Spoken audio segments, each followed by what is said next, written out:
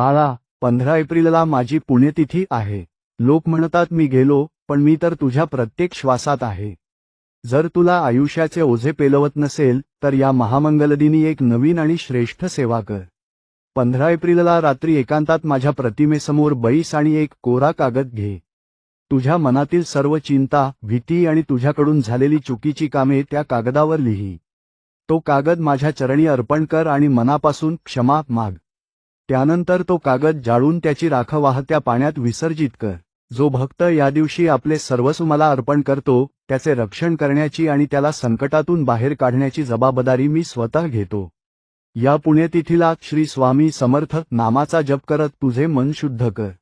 मी कुठेही गेलेलो नाही, तू ओझे खाली ठेवलेस की तुला माझा हात हातामध्ये जाणवेल. तू फक्त निष्ठेने हे समर्पण कर, तुझे नवीन आयुष्य आजपासून सुरू होईल. भिवू नकोस, मी तुझ्या पाठी